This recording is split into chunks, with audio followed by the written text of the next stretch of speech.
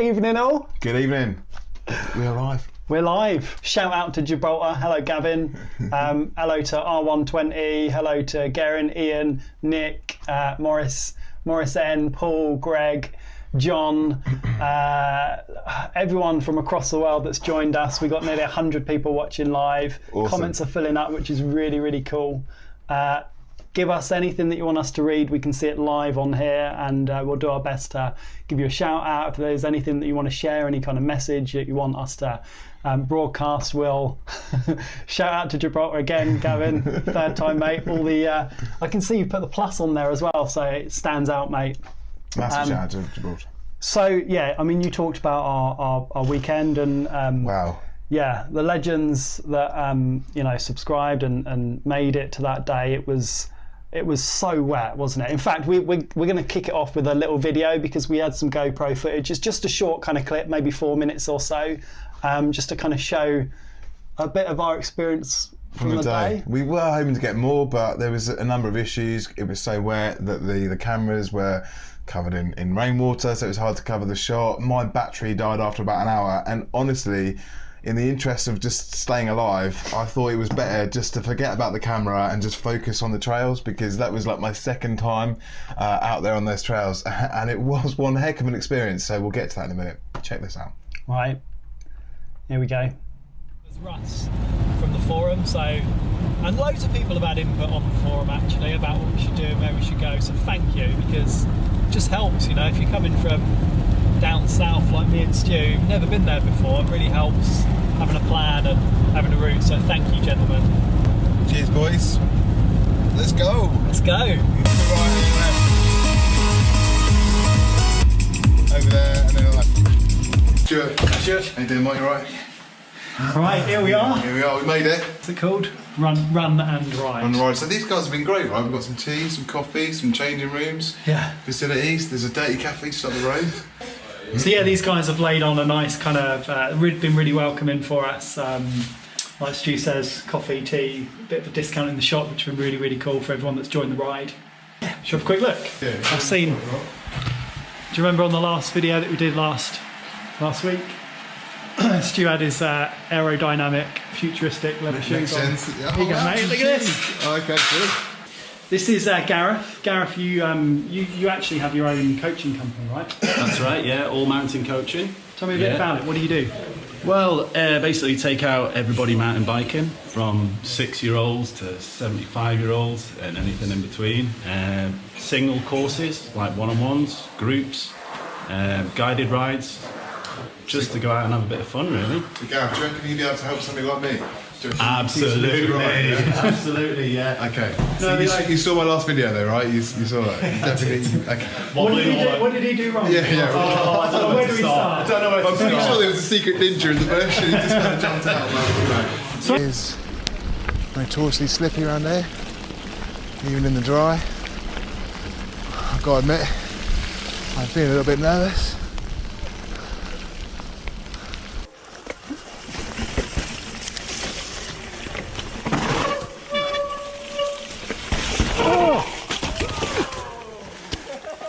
You said don't touch your front brake.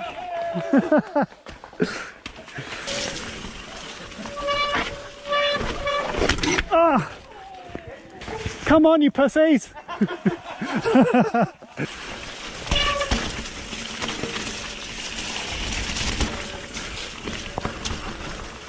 Oh. Shit. Yeah, I think you need to hit it with a bit more speed than that. Alright, I'm just saying, this is one of the worst ones. It's not the worst one, but it's the turning. It doesn't let you turn, so it makes you stop and then go.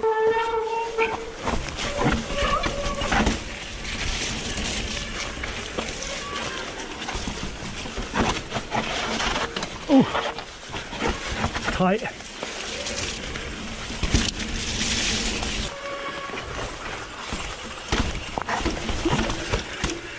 Yeah, nice. Oh.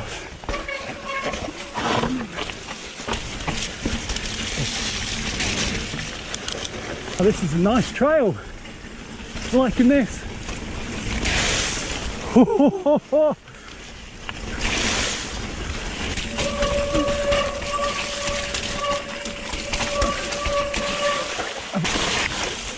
cracked the little bash guard on the bottom of the battery, which has kind of done its job really.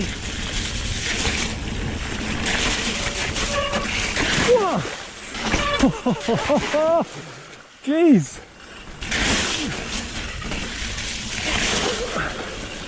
It's been raining for days.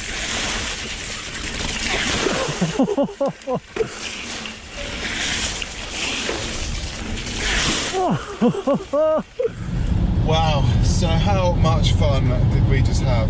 What a day as well. Torrential rain, soaking wet. What a blast. And the people that we met were just amazing. So kind, so generous, so patient. I just had the most fun. It was some of the most difficult things I've ever done. Some of those trails were insane. I'd recommend to anybody who's into this, you've got to come here and check these out. With the dog and the monkey. I mean, crikey, what a name. But yeah, so much fun. And yeah, Rob, thank you so much. And I know I say this every time, but without the e-POWAH, there is literally no way I would have done that any other way. Mate. E-POWAH. It's pissing it down with rain.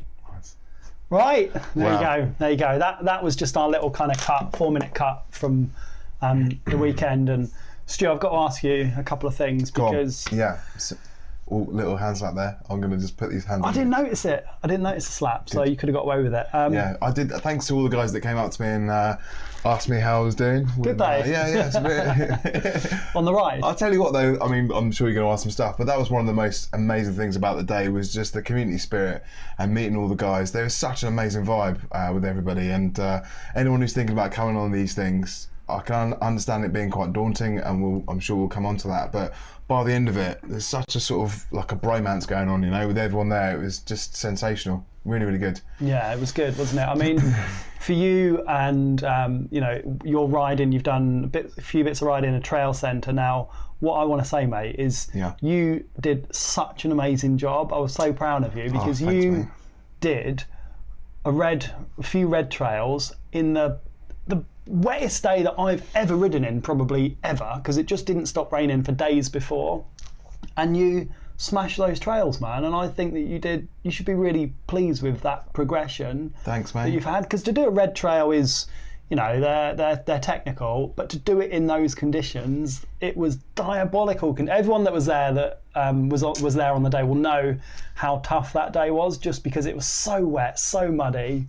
But well done, mate. Thanks, did you enjoy it? I did. I have to be honest. There were certain moments throughout the whole process that I was literally in fear for my life. It's kind of hard to talk about this and not mention cerebral palsy. Okay. There were definitely times when I was trying to explain it to my wife actually when we got back, because even kind of for me, with sort of living with cerebral palsy, and imagine not being sure of your very next step, right? Imagine that you can't 100% guarantee that the next step you take is going to work out exactly how you planned it. And that's kind of like what it's like. There's no guarantee even just walking down the road. So when it's that rainy, and when I was looking at those trails, and I was literally going, there is no way that I'm going to be able to do this. But you kind of just start at the top and go all the way down. And it was almost like every corner was like a roll of the dice, whether or not I was going to be able to stay upright. But as every corner got through, and the more and more time I spent on the bike, the more I just kind of got more of a feel for it, and just kind of got my technique a little bit better.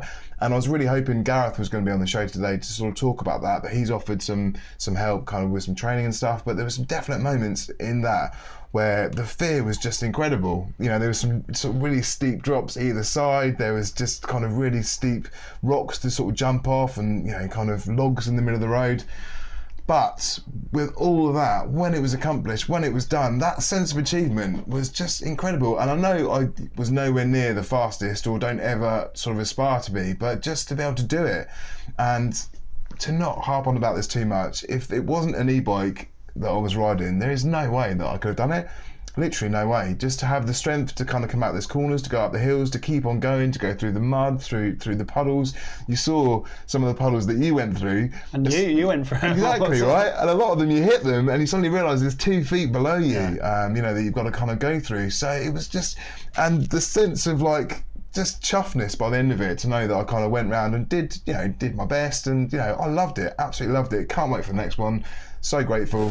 Cheers, buddy. No worries, mate. It was a pleasure to, like, you know, show you a little bit more, and I think every time you do something like that, you level up. Your skill level levels up a little bit. As soon as you're outside your comfort zone, like anything in life, not just mountain biking, you develop and you learn new skills, and that I definitely picked up new skills on that day just through like riding in those conditions. And I get what you're saying about the e-bike as well, because I wouldn't have done that on a regular bike, knowing that I'd had to put in all that extra effort.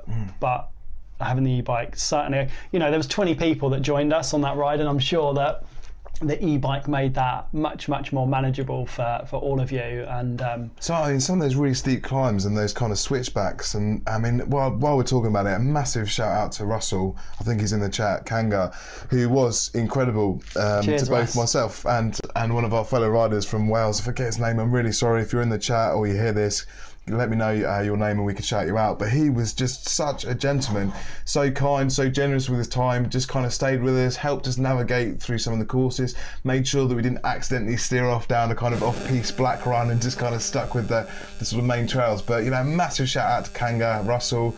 What a gentleman, what a kind soul, and what an ambassador for EMTB Forums and what you're doing here, mate. It's incredible. Yeah.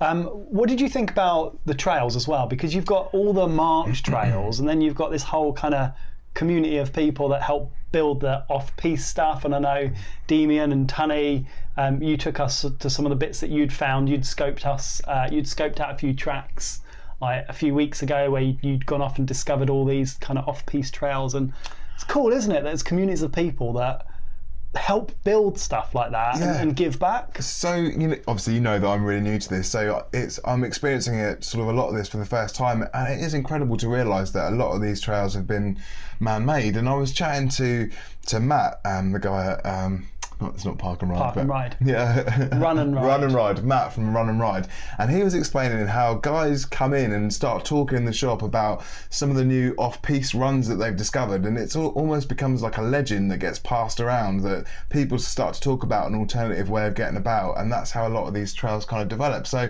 to feel part of that sort of underground scene, that kind of network of kind of shared information that kind of sort of grows and evolves, and you're part of it, it's a real buzz, right? It's a real kind of, it's a cool thing. Do you fancy getting a shovel and helping? Genuinely, I think part of being a mountain biker is that you can help build some of the trails, mate. So Swindley Forest. Sure. Yeah. Should we do it? Yeah. Now?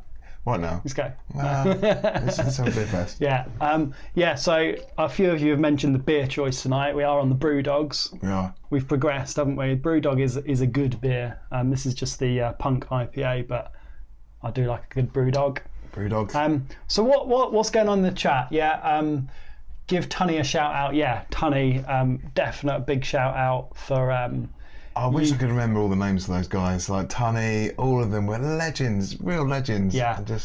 Yeah, totally. Gavin, I know you've got loads of questions that you've popped through, mate, and it definitely, this show is about you, not just us chatting. But what we'll do is we will.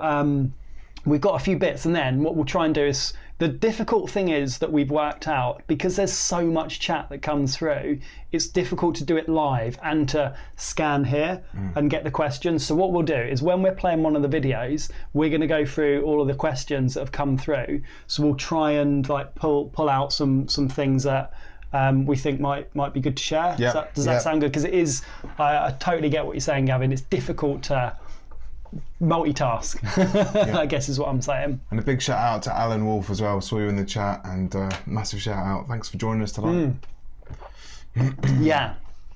So anyway, that weekend was so wet, and I thought I had some good bike gear to kind of help me get through those really, really wet days. Hold on, you haven't done a cheeky camera 2 angle. There you go, mate. Forgot about that one. Camera 2.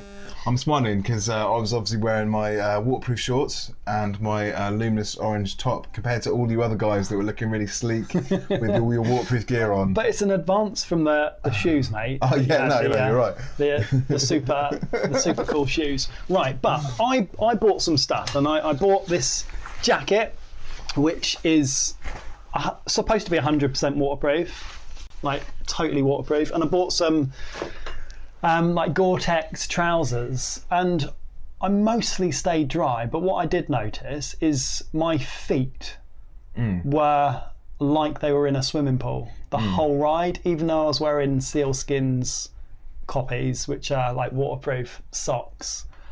How wet were your feet? It was like I wasn't even wearing shoes towards the end of the day. I mean, I wore my old trainers, the ones that I didn't wear to the last ride because they had holes in.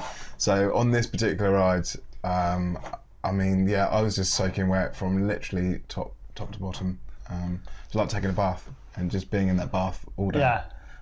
But yeah. So we were looking, I posted a question on EMTB Forums actually to try and work out what options there are, and it seems like there are some really good options for some kind of like wet shoe or things that you can put on your feet that go over your shoe. So R120, you've been looking at the same kind of thing for years. 510 have got some EPS based shoes and they're okay.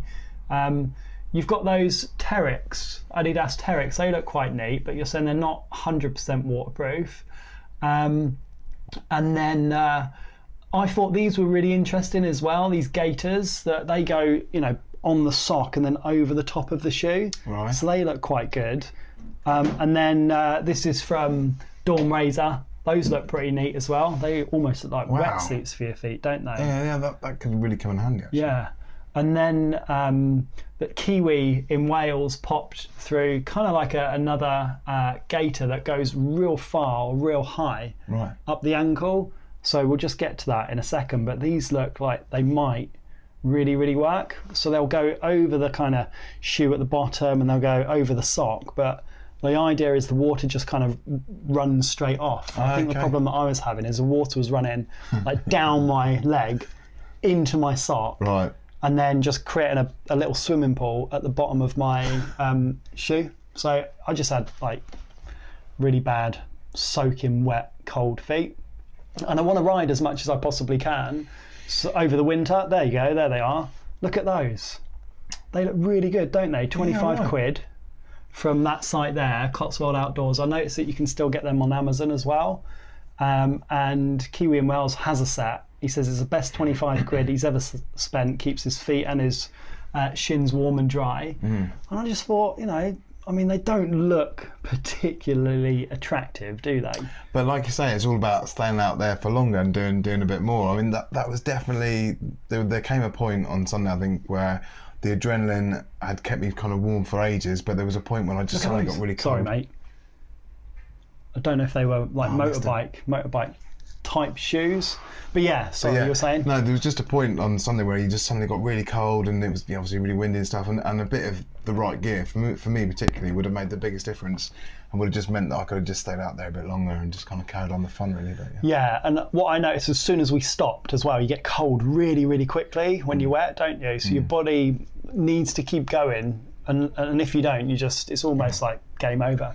See, one thing we should mention about that, if anyone up at the Dog and the Monkey, where the crossover is between one and the other, there's a little cafe that does the most amazing kind of cakes and tea and sort of bacon rolls, and they were so lovely and kind to me when I kind of stopped in there. I just wanted to give them a massive shout out, and if anyone's ever passing and they're open, pop in for a bacon butty. You had a real good time in there. There was two ladies in there who were really lovely, and they obviously saw that it was very wet out there, and they were kind of giving out cake and kept us sort of filled up with tea and a lovely bacon roll, and it's little things like that, a bit of food in the belly and stuff just keeps you going. So yeah.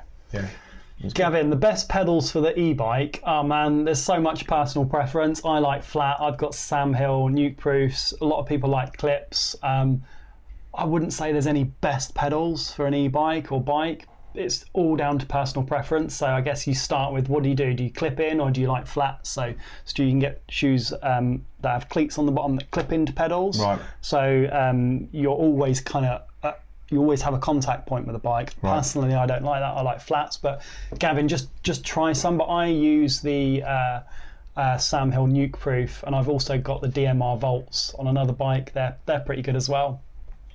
Sealskins rock. Yeah, they do, Panos.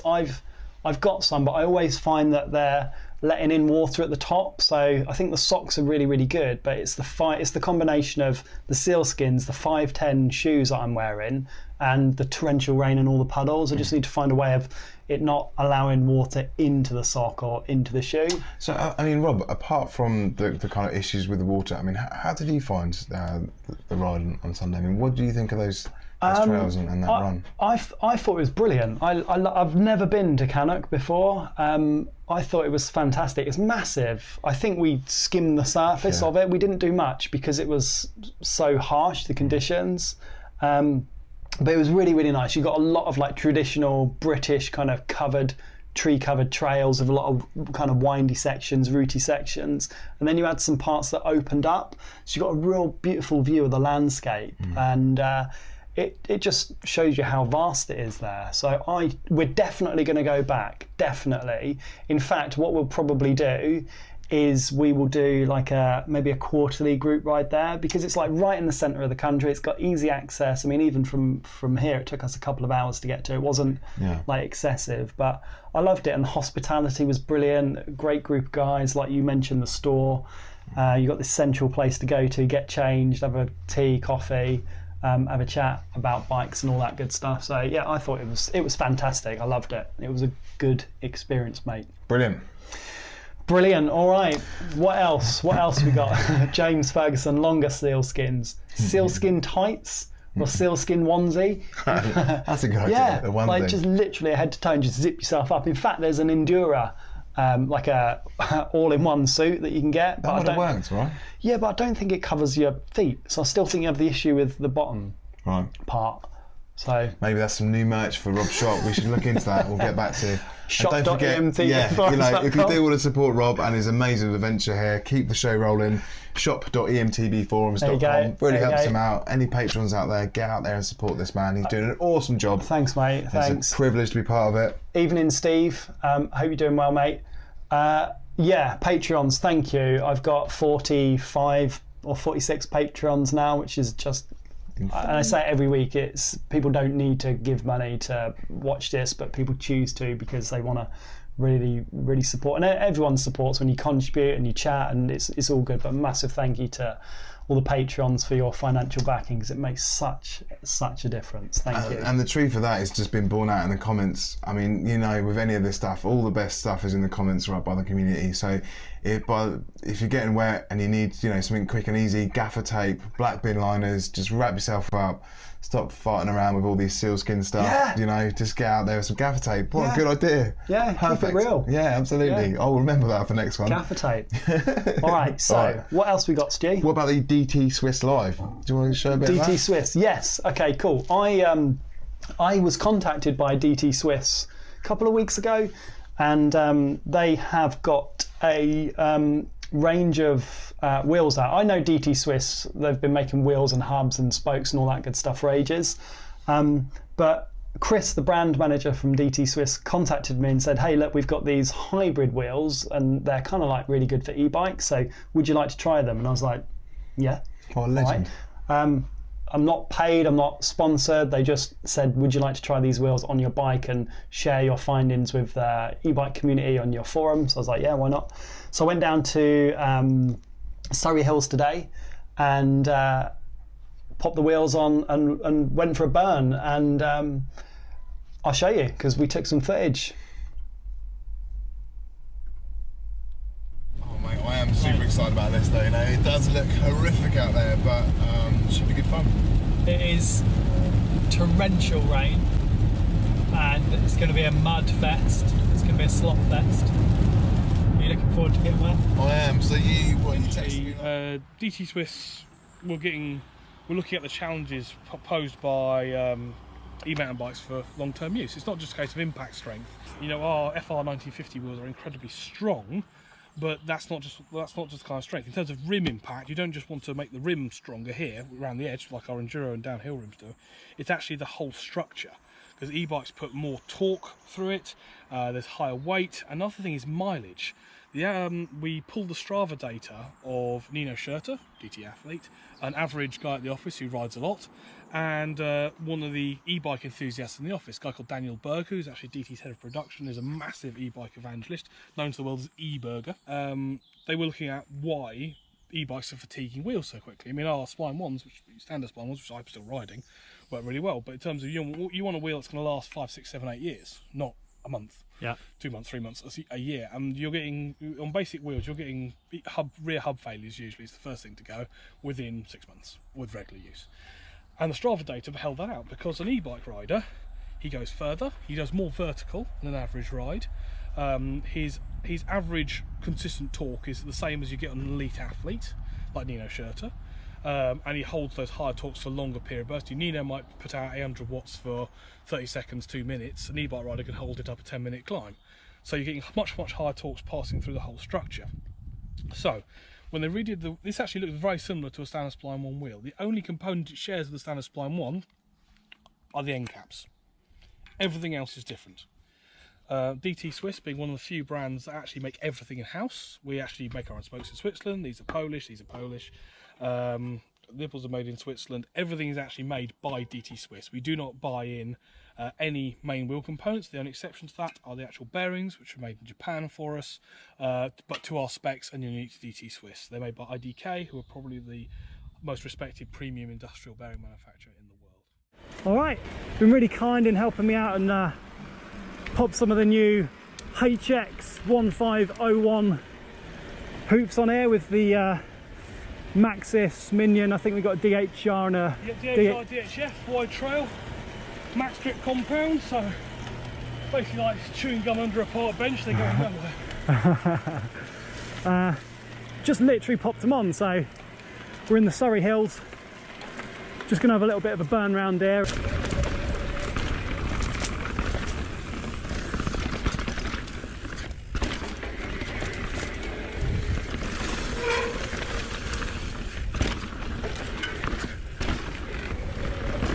Oh, I love this trail.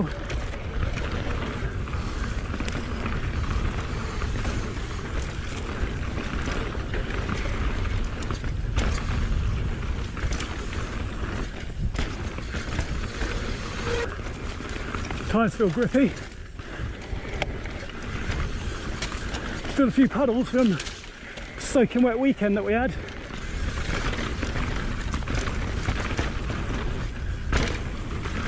Feels good. Libo's feeling good. Yeah, haven't used Minions for quite some time actually, so. Oh man, they're grippy. Lovely little berms on Barry Nose Burst. Good one, man.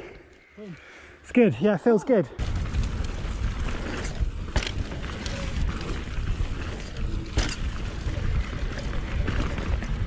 Yeah! Oh man, these tyres and wheels feel really good. Following Chris from DT Swiss. Oh, great cornering traction, man. Way!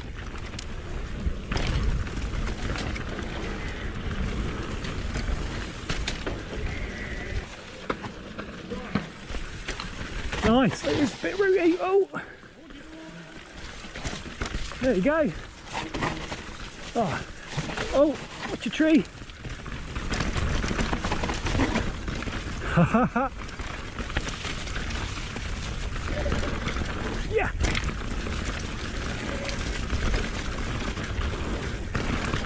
Oh, oh.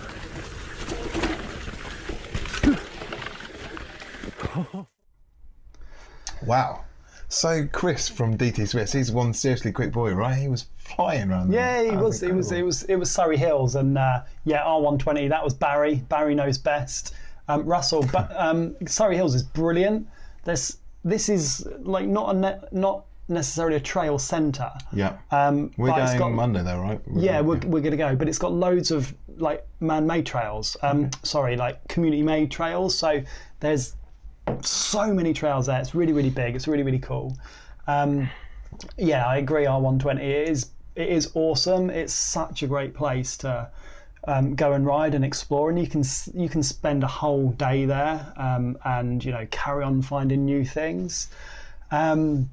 Paul, you're saying some of the best trail riding in the south of England, and Nick looks spot on. Yeah, I think it is. So we'll go there. Cool. We'll do Barry Knows Best, Supernova, and all the other ones. I can never remember the trail names. I just remember what they look like. So there's some really good names out there, though, right? I mean, I thought the Dog and the Monkey was a really good name, and the Pot of Gold, and there was all kinds of strange names for the trails, right? Well, I think there's one called Graveyard. Right. So you can kind of guess what that means. Oh, and there was one tight and something or other. I mean, there was some really tight trees you had to try and squeeze through, which you could see a few people had lost their handlebars too. And yeah. But those DT Swiss wheels, someone on the forum said, why did you go for the hybrid ones over the regular, I think it's the EX1501? But what DT Swiss say is that they're, with e-bikes, people ride them further, faster, and for longer, and they put way more torque and power through the hubs and the crank, which kind of makes sense, I guess. Summer Lightning, another good trail. So what they've done, Stu, is they've made wheels and hubs that are stronger for the forces that an e-bike puts through it. Right. And I think there's a lot of companies now that are doing e-bike specific, like drive trains, chains, cassettes, cranks, just because they're a little bit more, they take a bit more of a beating, so that's the point in these DT Swiss wheels. And I've ridden them once. I did 1 hour, 2 hours of riding today. I also have some new Maxxis Minion tires, which are just so grippy. Like even there it was still quite wet and muddy and rooty, but they just they were so grippy. They're a little bit heavy because of the downhill carcass, but Joe, that would be a really good idea for a video, right? To try and showcase some of the how grippy the wheels can be and put them through their paces and just showcase what the different tyres give you and the different wheels give you. Yeah, I'd love to. I don't know. I don't think I'm skilled enough to do that though. I think that I don't know. I can give you my opinion on it, but I don't think I'll be able to give that kind of level of. Maybe I can. Maybe I'll give it a go. I don't know. I think you can, mate. That's what we're all tuning in for. I try it. But Steve, you're saying when your ovals blow, you'll give those DTs a look. Mid-range 1700 model looks decent value. The finish on them is incredible. When you see things in pictures and you kind of think, they look good, but when you pick them up and you see like the way that they're like the decals are wet, he told me about it, but I can't remember the terminology, but it just looks top quality. They feel really good. They're really well built, and you can tell they're expensive. They're like, I don't know, £850 I think for a set, so they're really expensive. But and I've got to give them back at some point, but they hopefully I've already dented the rim on my original wheels, so, and I've had the bike since September 18th of September, so it's not even a month and I've dented the rim already, but I've got these new rims. So thanks DT Swiss. And also they do this really interesting looking new fork called the F535. Right. It sounds like a fighter plane, doesn't it, or something. But so what do the forks give you then? Is that just in terms of suspension and handling and all that good stuff? Yeah, so the forks are going to compress and soak up all the bumps and jumps and all that kind of stuff to smooth out your ride. Right. But the thing with forks is there's always a compromise. So you kind of can set them up for real nice supple riding when you're going over small bumps, and then if you're going to hit like a big jump and have a big impact, they might risk bottoming out because of the way you've set them up. You can do things like put tokens in them and change that progression curve, so they kind of get they ramp up as you go through the travel. But what DT Swiss have apparently done with this new fork is there's a coil spring in it for the first 8 or 10 millimeters or 8 millimeters of travel, so not a lot, and then an air shaft for most forks are air shafts, so they've got an air and a coil in it. It just looks really interesting. So they look really slick, they look really futuristic as well, and they look really minimal, which I really like. So cool. James Ferguson saying that he snapped the axle on his 2018 Expert. Did you? The carbons? Ouch. So I'll let you know. I'm going to try and get that fork as well and test that. So Thanks DT Swiss for those. Yeah, awesome. Right. Oh, so Paul, Graveyard is just by a graveyard, so it's nothing sinister. This is in Surrey Hills. So I thought Graveyard might be, you know, pretty sketchy, Where but it's bikes just come by a to die. graveyard. It makes sense. Okay. Nick, what's your view on night riding? Never tried, but waiting for the weekend to come is frustrating. Paul, you said it's great with good lights. Big Mac night riding is awesome. Yeah, I've done like one real brief one to test my new motor in my 2019 Levo, which is sorted. It's so quiet now, it's brilliant. But Gary on EMTB Forums put a review, and if you go to emtbforums.com, on the homepage, if you scroll down a little bit, there'll be a review of this. This isn't the cheap oldie light. This is a bike cut light, so it's a Halfords light. It's 1,600 lumens. It's 50 quid, which is really good for something of 1,600 lumens brightness. It's got a few different modes on it also, which I thought was quite cool. You can charge your phone from it. Oh, that's cool. So it's a portable battery pack essentially. So if you're out on the trail, and I don't know, even if you went out and you're camping or something, you took your bike with you and you needed a little charger. I thought that's really neat, isn't it? That's really cool. Maybe that's something that we can look to do with the forum for one of the future rides. Because we were talking about on the way home, it would be great to kind of all get together at some point and just go for a beer. Maybe we could tie that in with a night ride and kind of meet at a pub or something, or either go to the pub afterwards or before. Or both. So, a drunken night ride. Well, you know, keep it legal as best as possible. But yeah, there were so many cool guys out there, wasn't there, at the weekend? It's just such a cool community that you've built, and so cool just to keep fostering that. And a night ride could be great. Yeah, I'd love to do a night ride. I think the thing with the mountain bike community is that is just mountain bike.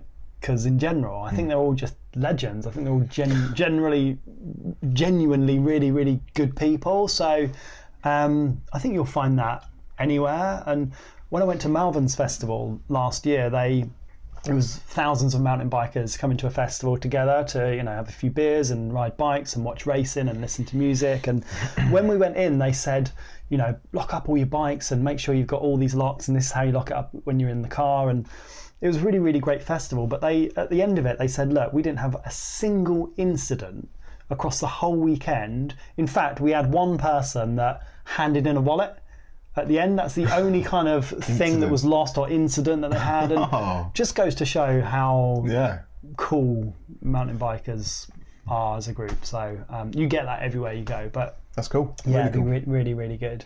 R120, yes, forum night ride / pub crawl. Let's do it. In which order? Yeah, Paul, it is 50 quid. Check Gary's review, because he's done a really good review on the forum, and he's, you know, it's listed it all out, and he's given it a 9.8 out of 10. And I think if you factor in the cost of it at 50 quid, you can get some lights that are hundreds of pounds. And you know, it's not the smallest, but it's pretty small. And that on the bars paired with a little smaller one on your helmet, I think would be a perfect combo. So I'm going to try that out. Cool. Yeah, we'll give it a go. When you showed me in the garden the other day, it lit bright enough to do the bat signal, right? I know. I've been showing this off to everyone. My daughter, I've been like, Georgie, come and have a look. Look at this light. And she's been like, oh yeah, it's good. Yeah, thanks. Yeah. So night riding, really good. What else we got, Stu? Right, so I think we are coming towards the end of the show this week, guys, but definitely wanted to go through some of the questions that you guys have put in the chat. Do we want to show that one? Oh yeah, actually, shall we? That's a good point. I didn't put that in the rundown. Oh, did you not? I missed did that you not like rundown. it? You're like, we'll get rid of it. So this is a totally live show, so things get missed. So yeah, let's have a look at that. Well, we'll pop in I popped a video of the EZSD yesterday on YouTube, and I just thought, if you haven't seen it, this is a beautiful looking bike. So yeah, check it out and tell me what you think in the comments, and let's have a look.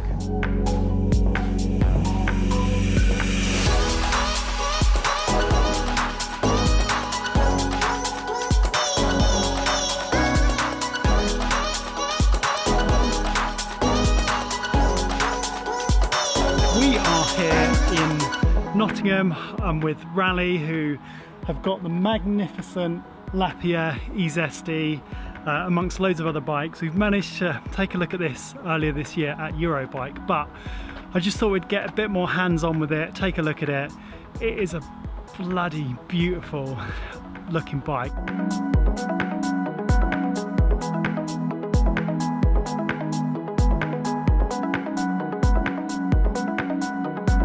It is really, really slim, lightweight. It is just gonna have a whole new market that this opens up. I'm really looking forward to this coming out in January. That's January 2019.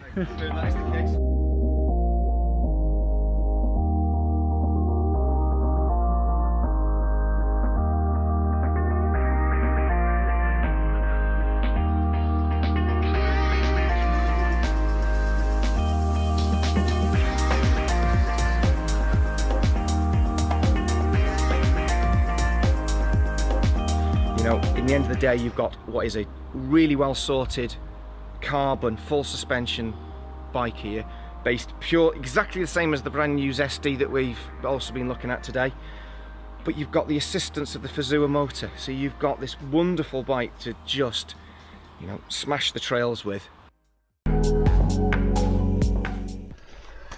I really, really like that bike. I'm so gutted. It's the second time that I've been so close to it and not been allowed to like ride it, and the fly on actually. January is when that one's coming out, and Come on, high bike, you know. yeah, well this one's a Lapierre. Yeah, and Lapierre. Both of you guys. Get in touch with Rob, send us your bikes, let's review them, get them out there. I'm pretty sure we'll hopefully get a demo one of those. But Paul, you're saying it looks fantastic, but a 250 watt battery, not enough range. It is like 18 kilograms, so it's going to be really interesting to see how it rides with that power. And it's a 60 newton meter torque, so you know, it's not the punchiest, but it's still got, you know, some poke behind it. But it looks so sweet. And on Instagram, when I post a picture of it, it gets so many likes, like 300 and something likes. Look gorgeous, it does look really good. And I do think people that are maybe not, or on the fence on e-bikes, or don't want to move over because they just don't like the look or the power, I just think this will be a really good option for those people. I mean, it just looks like a normal bike. So Cool. All right, so now, Stu. So now, before we do the questions, we're going to have a look at the Kenevo this week. Yeah, well, this is from the forum as well. So I thought this looked really, really good. So this is J.R. Williams 7. He's built this Kenevo, which is like a monster build. He's put on Fox 49 boost fork, which takes the travel to 200 millimeters of travel. And it's look at that, man. That looks so fat, doesn't it? Looks like it can take an absolute beating. It just looks beastly. I tell you what, you've got to send some footage of you riding that bike if you can. Send us some footage and we'll showcase it on the show next week. Yeah, it just looks mean. And then yeah, I know, and just that looks fantastic. And then I saw this from Marshall Mullen on YouTube, and he's riding a bike with I don't know if it's exactly the same set of forks on it, but check out some of the jumps and hits that he takes on this, because it's just incredible. So we'll be doing this soon, Stu. I hope you can hear. Yeah, you got the soundtrack's lovely. It's literally just the gravel. Is it? You can hear the tyres on the crunching on the gravel. Can they hear us as well? This? Yeah, they can hear us. Can they? Good stuff. There you go. Because Gareth, this is what you need to, you know, you're going to start teaching us how to do this, or me particularly. So we're going to have a couple of sessions. So yeah, this is what I'm aiming for, Gareth. Right? Good luck, mate. I got that. Check this guy out, Marshall Mullen on YouTube. Wow, what a madman. Legend. Look, you'll get to the end and you'll be like, no, it breaks. Wow, just took that as well. So yeah, they're not standard forks on there. RockShox Boxer, Sideshow saying, look at that. Whoa. In my head, that's what I do when I do jumps. What a stunning video as well. That looks gorgeous. It does. So he must have done multiple runs of that to get those angles. Do you reckon? Yeah, Or for first take? Yeah, that was fantastic. So check that out. It's on YouTube. But look at what you can do with the Kenevo. Good stuff. All right, so we have some questions that we've pulled out, and we're going to go through them. If you want to ask us anything, we'll do our best to answer. So, Absolutely. Stu, do you want to? So yeah, the first one from Chris Burgess. Should I buy an ex-demo bike, the Kenevo, 50% off? What's the catch? 50% off Kenevo? Buy it. Ex-demo. That is actually a really, really good. So I'm guessing that is, what is that? What's the price? Let me see. So £5,500, isn't it? 2,750 for an ex-demo Kenevo. It's probably really well looked after, because if it's from Specialized, I know that they have a really, really good fleet and a really good tech group to look after them, and they normally go back to a dealer as well. And they, as long as it's been well looked after, that's a really good price. £2,500, yeah, that's a lot of bike for £2,500. Yes, cool. I think that's, if it suits what you need it to do, and the Kenevo can do so much, £2,500 is a lot of bike for £2,500. Cool. So yeah, well, if you get it, send us a picture and let us know how you get on with it. And yeah, put it on the live show. Yeah, definitely. Awesome. Right, what Thanks, else we Chris. got? Okay, so next, Ryan Tracy. Do you guys see the future of e-bikes taking over the majority of the marketplace?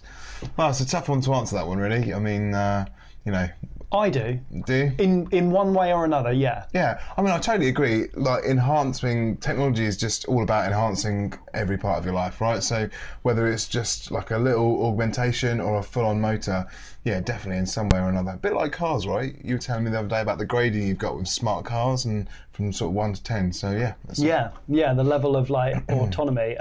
I think that they will have some kind of electrical component in them, whether it's like, I don't know, gears, GPS, some kind of tracker, some kind of fitness stuff. Even if it might not have a motor, it might not. I reckon it will have a battery and something. So I genuinely believe that at one point in the not too distant future, all bikes are going to have electronics in them, or most bikes will have electrics in them. So yes, I can. It's really exciting as well, isn't it?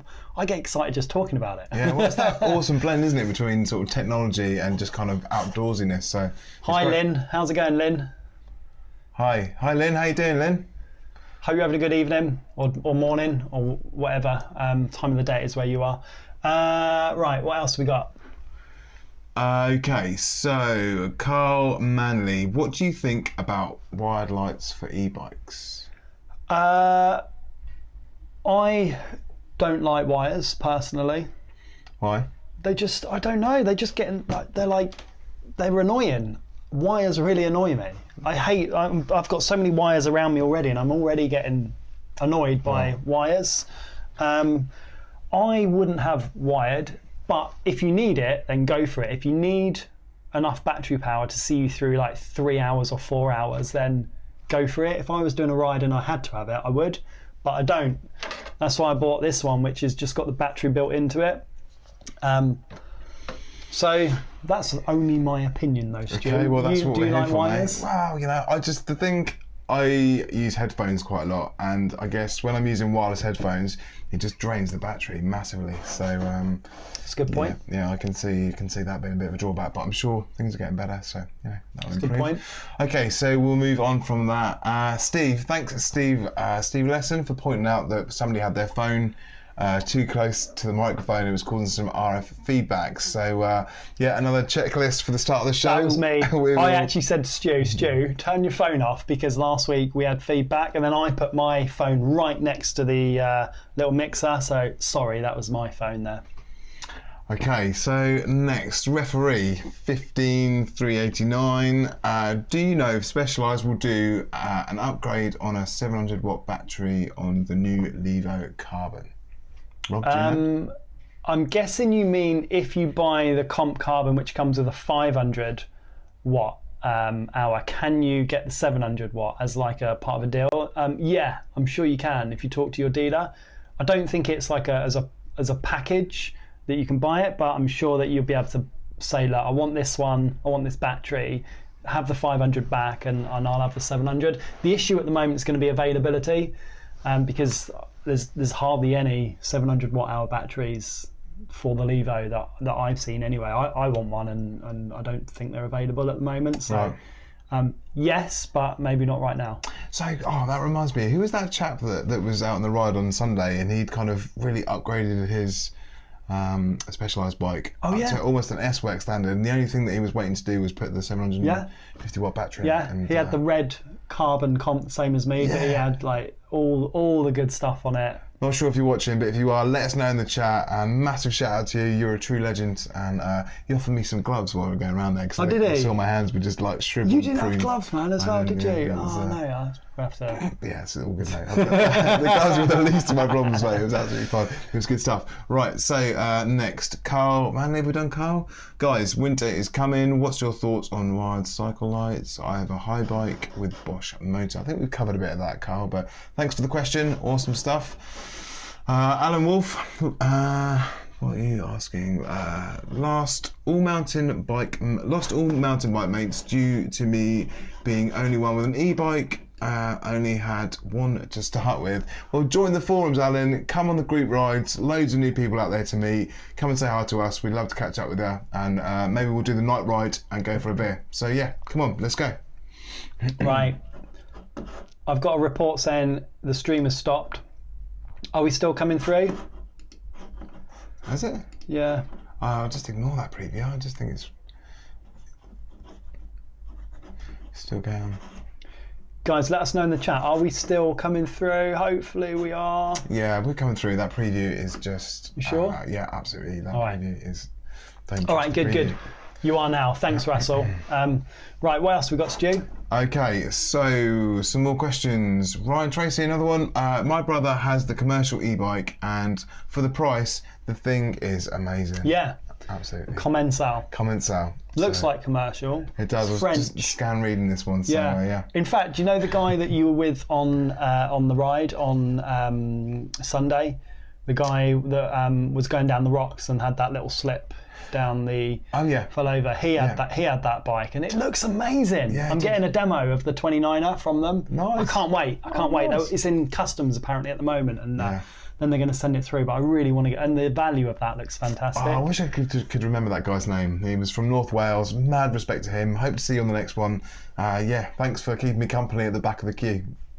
Massive shout out there. Yeah, no, he's a legend. I also read the Canyon Spectral on today for the first time. Only a little kind of car park ride, but that felt really, really good. So I'd love to get a good ride on that. You know what I'm talking about, don't you? Yeah, that's what she said.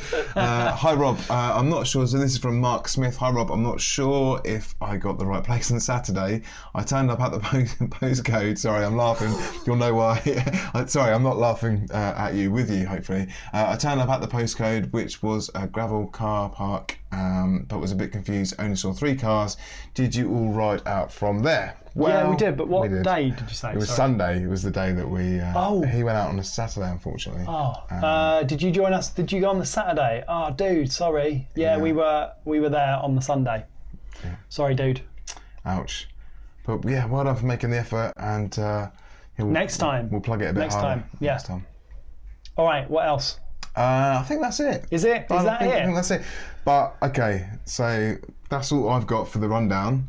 Before we do go anywhere though, we definitely have to just give a little shout out. I know we touched on it earlier, but to all the Patreons, the people out there that are supporting you, that are making this dream a reality, thank you so much. We are going to get a list of all your names and read them out on air, just to give you a massive plug. And a big thank you for taking the time and spending those few dollars. It's absolutely awesome. All you guys on YouTube that are watching this after the fact, it's amazing. I think last week we had about 3,500 people. Yeah, it's incredible, isn't it? Incredible. So thank you so much. Podcast. Any likes that you can give us, any shares, anything you can do, some comments on those videos would really help out the channel, really help us get seen by more people. So please continue to show your support. Likes, shares, comments are fantastic. All you podcast listeners, thank you so much. It's growing so quickly. We are loving doing this. And again, if you can just just leave us a review. It makes the biggest difference to us, getting more exposure, hopefully getting shouted out on some of those platforms, and really helps to encourage us to keep going and get heard by more people. So thank you so much. Yeah, E-Power to the nation. All right. Oh, I've got something to say. There will not be a show next week. Oh, what? Yeah, because I'm not here. Oh, yeah. Unless I can suss something out, but then there may or may not be a show next week. But if there won't be a show next week, there will definitely be one the week after. Cool. We'll do these weekly. Hey, well, look, life happens, right? Life happens. All right. Good to see you all. Good to hear from you all across the world. Thank you so much for all your engagement. We are so excited to sit here and talk about all this stuff. And thank you for joining us and being with us. And we'll catch up with you all soon. Peace out. Bye. Peace. See ya.